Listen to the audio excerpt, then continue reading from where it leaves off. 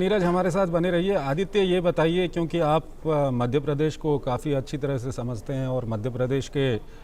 जो नज़दीकी राज्य हैं जिसमें महाराष्ट्र भी है और दूसरे राज्य भी हैं, वहाँ पर भी ये छापेमारी चल रही है। दर्शकों के लिए हम जानना चाहते हैं कि पीएफआई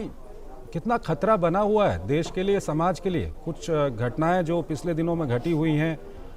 उन घटनाओं को आप सामने रख कर के हमारे दर्शकों को समझाने की कोशिश कीजिए।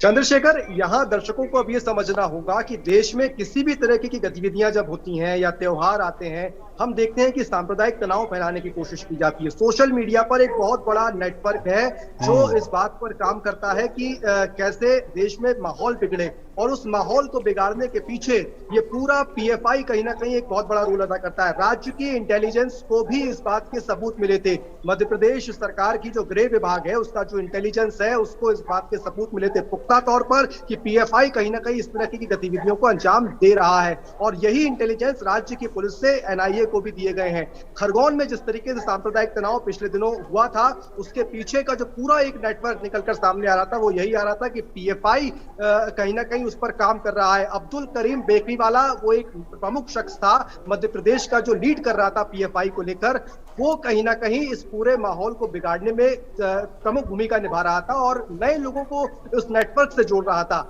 नए युवाओं को उस नेटवर्क से जोड़ रहा था। कई युवा तो ऐसे थे जिनको इस बात को पता ही नहीं था कि वो क्या कर रहे हैं। उनका ब्रेन वॉश करने की अगर बात की जाए या अलग अलग गतिविधियों में वो जो इन्वॉल्व थे, उन गतिविधियों के जरिए उनको पीएफआई से पहले जोड़ा जा रहा था। उसके बाद उनको पैसों का लालच दिया जाता था और पैसों का लालच देने के बाद उनको ये बताया जाता था कि इस तरह की गतिविधियों पर या इस तरह के एजेंडे पर अब हमको काम करना है। लिहाजा ये बेकरी वाला एक बहुत महत्वपूर्ण कड़ी वहां पर हुआ करता था और उसके इनपुट्स मध्य प्रदेश राज्य के इंटेलिजेंस को भी लगातार मिले थे। तो आगामी दिनों में त्योहार थे, आगामी दिनों में कई ऐसे गतिविधियां देश में बड़े काम होने हैं जिस पर फिर हो सकता था कि इस तरह का माहौल बिगड़े जो पिछले दिनों पीएफआई बिगाड़ने की कोशिश करता आया है, ना सिर्फ सड़कों पर बल्कि सोशल मीडिया के जरिए भी और तमाम ऐसे प्लेटफॉर्म के जरिए जहां पर पीएफआई इस तरीके से काम करता था। तो साफ तौर पर यह जरूर दर्शकों को समझना चाहिए कि पीएफआई वो संगठन है जो देश में जब कोई काम हो रहा होता है, कोई बड़े निर्णय हो रहे होते हैं, वहां पर जिस तरह की गतिविधियां होती हैं, जो